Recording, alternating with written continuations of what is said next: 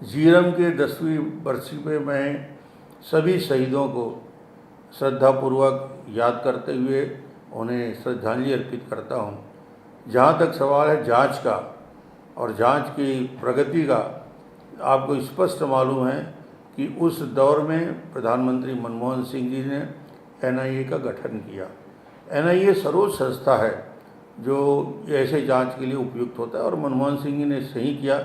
उन्होंने 15 पृष्ठ के जांच रिपोर्ट भी पेश किया, चार्जशीट भी 2014 में दाखिल किया। आगे की कार्रवाई करना था मगर भूपेश बघेल को संतोष नहीं हुआ।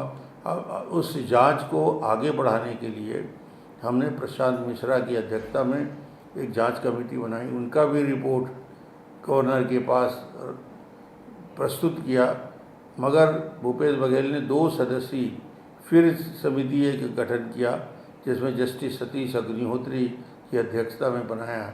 ये पूरी प्रक्रिया मुझे लगता है कि जब एनआईए ने रिपोर्ट पेश कर दिया, देश की सर्वोच्च संस्था ने कर दिया, उस पर आगे काम करते। मगर इनको रिपोर्ट से मतलब नहीं है, कार्रवाई से मतलब नहीं है, इसमें सिर्फ राजनीति करने से उनको मतलब है। फाइनल रिपोर्ट में लेकर लगातार आत्मनिर्भरता के दौर पे तेज़ी से आगे बढ़ रहे इस देश का गौरव और लोकतंत्र का मंदिर, लोकसभा का हमारा संसद का भवन बन के तैयार है, उस पर जिस प्रकार की राजनीति हो रही है, मैं कांग्रेस पार्टी और अन्य विपक्षी दल से कहना चाहूँगा कि दोहरा चरित्र ना दिखाए। और ख़ास तौर से मैं उदाहरण जब देता हूँ छत्तीसगढ़ से, तो छत्तीसगढ़ में हम देखते हैं किस प्रकार का चरित्र भूपेश बघेल और कांग्रेसी का दिखता है।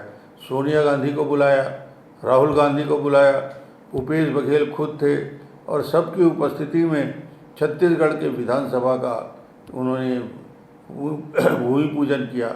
और जिस प्रकार यहाँ के गवर्नर जो अनुसूचित जनजाति की है, उन गवर्नर को न पूछा गया न बताया गया, मुझे लगता है कि ये अपमान है अनुसूचित जनजाति के गवर्नर का।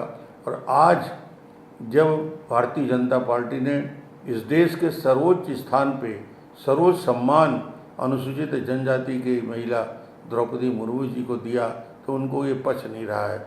इसको राजनीति के चश्मे से देख रहे हैं और राजनीति कर रहे हैं, जो निश्चित रूप से उचित नहीं। आज झीरम घाटी उनके परिवार के मन में जो शंका है, उनके परिवार के मन में जो पीड़ा है, तकलीफ़ है, उसको दूर करना जरूरी है।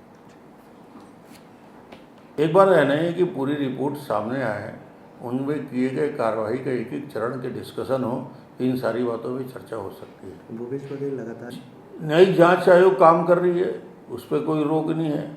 अब आप बार बार एक ही काम करते हो। इस प्रदेश में एक बार नहीं, 2 बार नहीं, एसआईटी का गठन 5-5, 6-6 एसआईटी बना दिया। किस एसआईटी का रिपोर्ट प्रस्तुत किया?